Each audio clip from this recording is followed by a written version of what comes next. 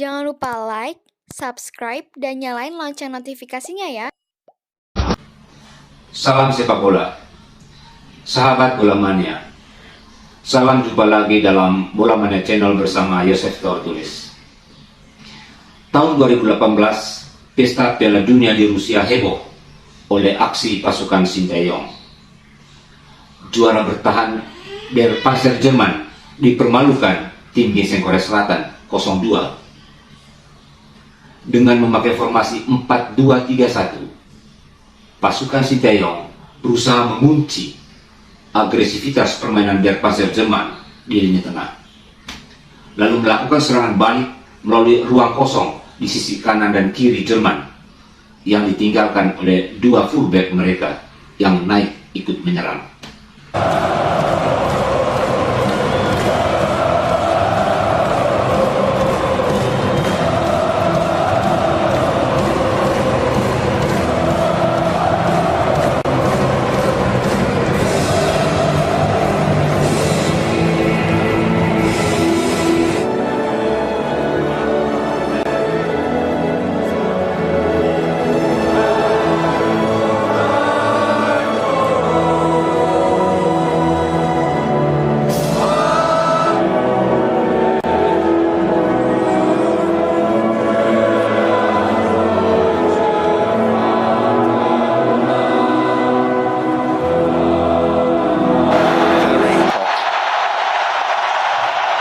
Goes up.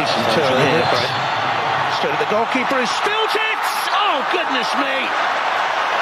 Germany. Lin was there. It's a dangerous cross, and it's not really away, and it's lanced wide by Son. And he'll know how important that chance was.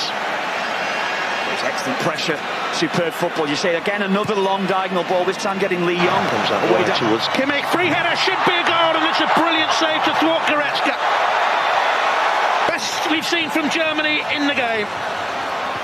Superb play. Again, it's something.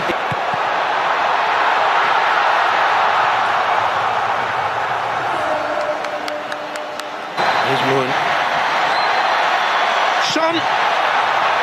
Thought about Son Heung-min of Tottenham Hotspur on the edge of the penalty area, and the referee is telling him to get up. And has a yellow card. Moon. He's done brilliantly until he was gone. Son Heung-min. Oh, it was so close, it ripples the net behind the goal. That's a diagonal ball, just shifting it, just opening his feet up, just dragged it. Bert. Son with it in. Oh, it must be! Germany are heading out! The linesman's flag is up! And look...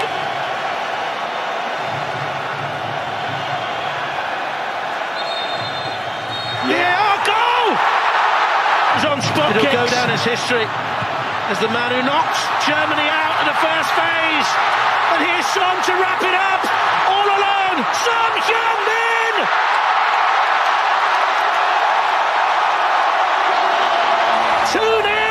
Tiga hari lalu, Rabu 8 Juni 2022, Sinteyong kembali bikin gempar. Salah satu kekuatan sepak bola Timur Tengah, Kuwait, dihajar tim underdog Indonesia yang dipimpin Sinteyong. Fans sepak bola nasional, pengamat, media, bahkan petinggi PSSI terkejut sekaligus senang karena sepekan sebelumnya Indonesia tampil monoton dan hanya bisa bermain imbang 0-0 melawan Bangladesh dalam FIFA Matchday di Stadion Jalak Harupat, Bandung. Fans dan media Kuwait pun meremehkan Indonesia. Bagi mereka, Indonesia dapat dikalahkan dengan mudah, dan Kuwait sebagai tuan rumah bisa mendampingi Yordania ke babak putaran final. Di tengah keraguan banyak pihak, arsitek asal Korea Selatan itu ternyata menyimpan sejumlah konsep dan taktik perang melawan Kuwait. Salah satunya yang terpenting ialah dia menyiapkan dua hulu ledak rahasia,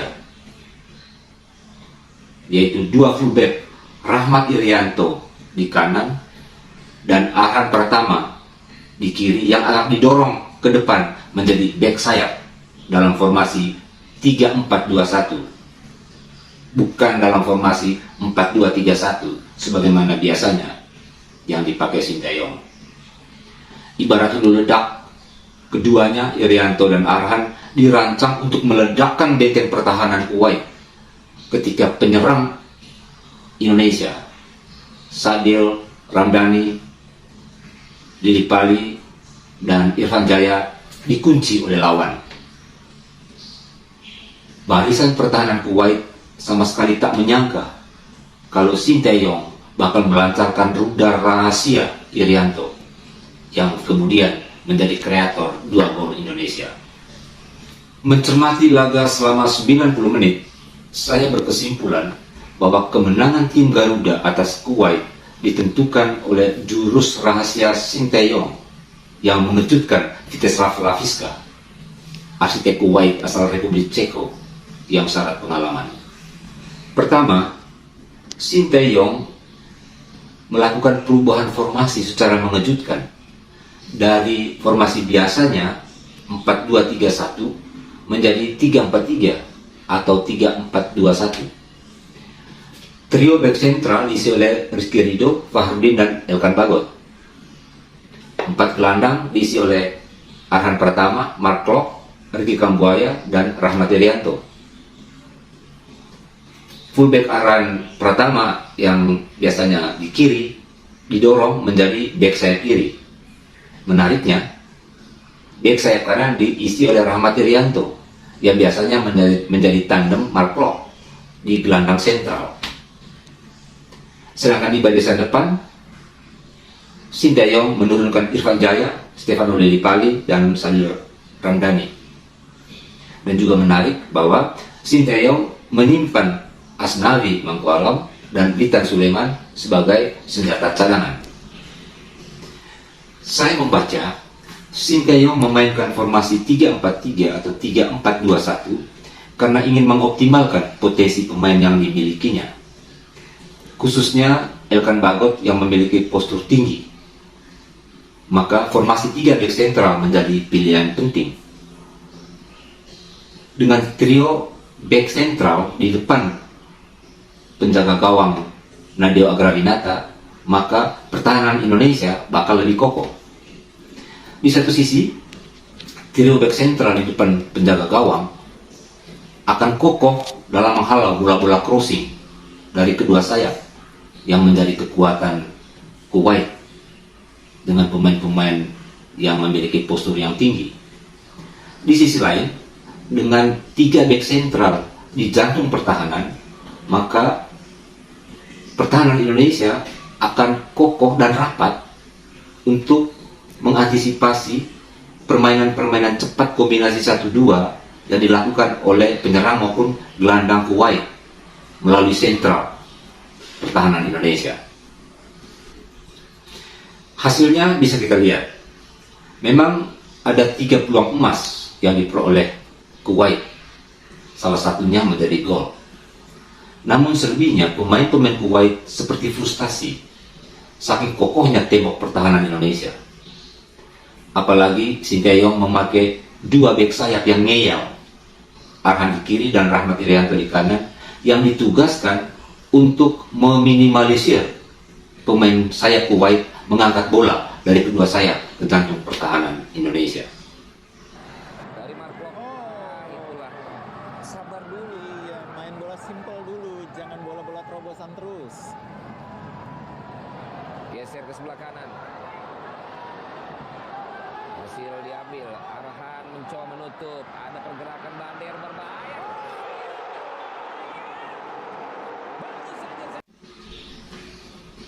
Faktor kedua yang menjadi kekuatan pasukan Sinteyong saat melawan Kuwait ialah bahwa kerangka tim Garuda sudah matang lewat 2 event sebelumnya, yaitu Piala AFF awal tahun 2022 dan SEA Games sebulan yang lalu. Dalam hal ini, Sinteyong berani mengutak-atik formasi karena ia tahu secara persis kualitas teknik, fisik, dan daya juang setiap anak asuhnya. praktis hanya striker sentral Stefano Lillipali dan dua pelapisnya Rafli dan Dimas menjadi pemain baru di starting line up. Sedangkan 10 posisi selebihnya Sinteyong menurunkan pemain yang tampil bagus dan matang di ajang Piala AFF dan SEA Games. Faktor ketiga, dan ini yang menurut saya menarik, yaitu serangan rudal rahasia dari second line. Sinteyong rupanya mempunyai rencana lain dengan formasi 3-4-3 dengan memasang dua bek sayap, Rahmat Irianto di kanan dan Arhan Pratama di kiri, yaitu bahwa kedua pemain ini ikut merangsek ke depan untuk melakukan serangan balik cepat dan mendadak ke jantung pertahanan Kuwait. Asumsi Sinteyong tentu Irfan Jaya dan Sadil, dua penyerang sayap kita, bakal dikawal ketat oleh dua fullback Kuwait, karena pelatih Kuwait tahu persis bahwa kekuatan serangan Indonesia datang dari dua penyerang sayap plus lini kedua, dalam hal ini Ricky Kambuaya dan Mark. Karena itu Sinteyong sudah siapkan opsi lain yang tak terbaca oleh kubu Kuwait, yaitu saat bek Kuwait fokus memperhatikan dan mengawal Sadil Ramdhani dan Irfan Jaya, dua bek sayap Irianto dan Arhan justru yang menusuk dari second line masuk ke jantung pertahanan Kuwait.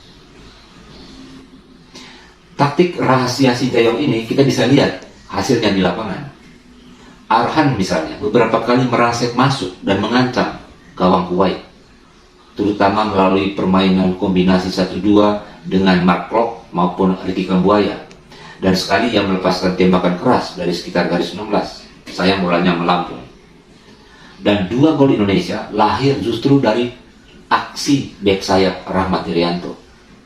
Gol pertama lahir dari pergerakan tanpa bola Irianto yang secara tak disangka merangsek ke jantung pertahanan Kuwait, menyambut long passing yang dilepaskan oleh Mark ke daerah kosong di belakang 4 bek Kuwait. Tembakan rudal Mark ke Irianto mengejutkan 4 bek Kuwait, dan kiper Kuwait keluar kemudian menerjang Irianto sehingga wasit lalu menunjuk titik putih, penalti untuk Indonesia. Kita saksikan prosesnya. Dan harus tenang Valen, harus mengeksekusi dengan baik. Memang sudah lolos Rahmat Irianto dan ditabrak oleh kiper ya. Sebenarnya memang bola sudah Lepas ya. sudah dia tendang duluan. Iya sudah lepas, tapi memang dia diterjang oleh kiper. Nah ini memang sebenarnya wajar diprotes ya. Iya, jadi Bolanya udah duluan. Betul. Menurut pendapat pemain Kuwait sudah nggak ada ancaman, bolanya udah lepas. Tapi Rahmat kalau nggak diterjang mungkin Kita lihat besar ya si ini Kankone. Iya. Kankone ini sebetulnya bukan kiper utama sebetulnya. Wah kan tuh bola digeser-geser tuh. Iya. Tenang Mark Klok. Ada bungkus di sini. Jangan terpengaruh. Dan juga jutaan masyarakat yang menyaksikan.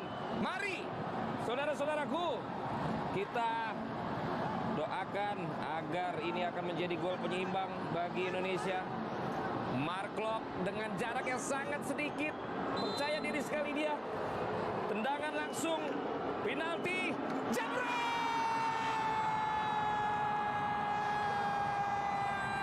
Siapa kita?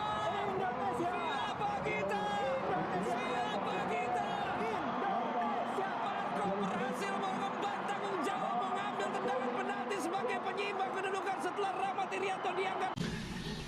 Skema gol kedua juga sama.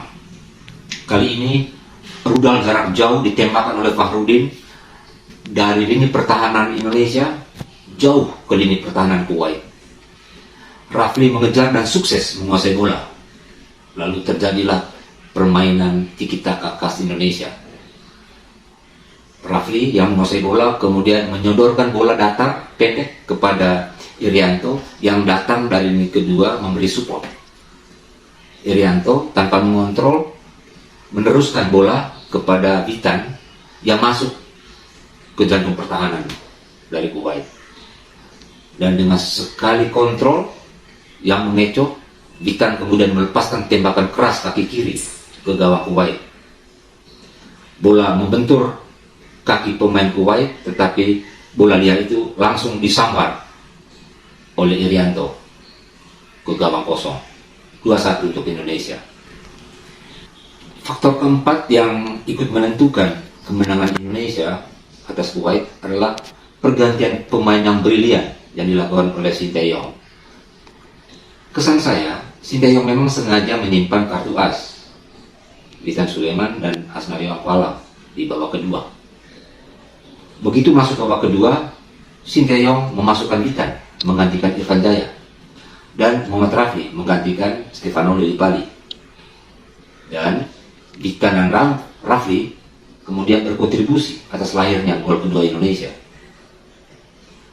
Gol kemenangan itu lahir berkat kecepatan dan permainan tiki-taka khas Indonesia antara Rafi, Rahmat Irianto, dan Witan di kotak penalti Kuwait.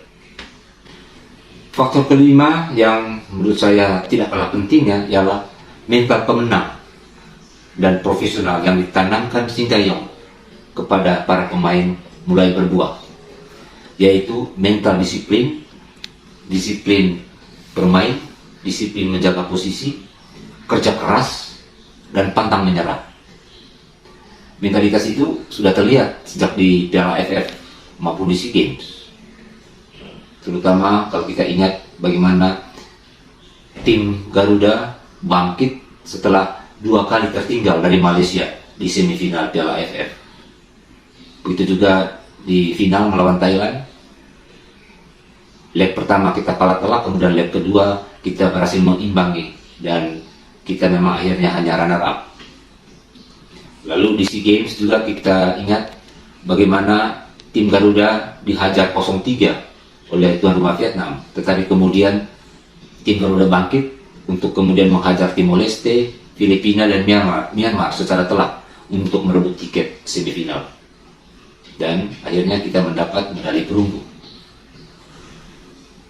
Kali ini melawan Kuwait, Fahrudin dan kawan-kawan kembali memperlihatkan mental pemenang itu.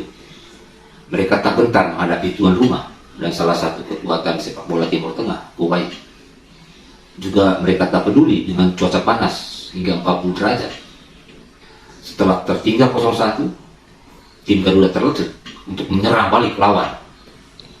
Hasilnya 2 gol kemenangan. Seperti dalam video sebelumnya tentang filosofi dan gaya khas sepak bola Indonesia, menarik bahwa 2 gol Indonesia plus 3 peluang emas Mark, Sadil, Witan, bahkan di saat injury time Ricky Kambuaya tercipta berkat kecepatan dan permainan pendek rapat di sekitar daerah pertahanan Kuwait. Bukan dari sebuah serangan yang tertata rapi dari bawah, tengah, dan depan. Tentu kita juga harus memanfaatkan setiap peluang. Lagi-lagi si Irianto ya? Iya, ini dia Witan. Biasanya Witan sukses. Ya itu bola itu. pakai kaki dalam kan? Iya. Oh, sayang sekali Witan kali ini belum akurat. Oh, karena sambil jatuh dia posisi kedua kali mereka lolos cara begitu. Nah, Sadil Ramdhani jauh. Dua peluang dalam waktu 1 menit bagi Indonesia. Sayang sekali bungkus. Sadil menendang dengan bukan kaki terkuat dia. Padahal di kirinya ada 2 pemain menunggu dan mereka kecewa karena Sadil tidak mencoba menggunakan kaki kanan untuk mengumpan, tapi justru menembak langsung. Ini dia. Sayang sekali. Ya Sadil juga mungkin terhalang ya pandangannya ya, sehingga dia tidak melihat temannya bebas. Kaki kanannya tidak begitu kuat. Arhan mencoba dengan umpan pendek tadi kepada Mark. Pendek lagi dia berikan. Satu dengan Sadil.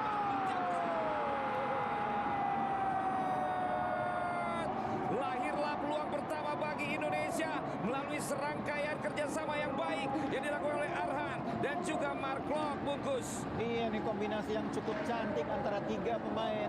Diakhiri dengan tendangan yang keras dari Klok. Dan ini peluang pertama lahir sesudah 17 menit, Valen. Perjuangan yang tidak mudah bagi pemain kita mendapatkan peluang ini. Iya, kena paha ya. Kalau nggak kena paha somehow on target. Harapannya belasan tampil masih melihat Vano Lili Bali, Vano jebak gol! Sudah sesuai, kembali cara yang sama dan itu berhasil membuka pertahanan daripada Kuwait, namun akurasi dari tendangan Mark Klok belum akurat. Iya, ini skema yang cukup baik, sikap yang tidak egois dari Vano Lillipali. Di luar 5 faktor di atas, kekuatan Kuwait ternyata tidak sehebat yang dibayangkan. Melihat level permainan mereka malam itu, pantas saja Kuwait saat ini bertengger di peringkat 149 FIFA.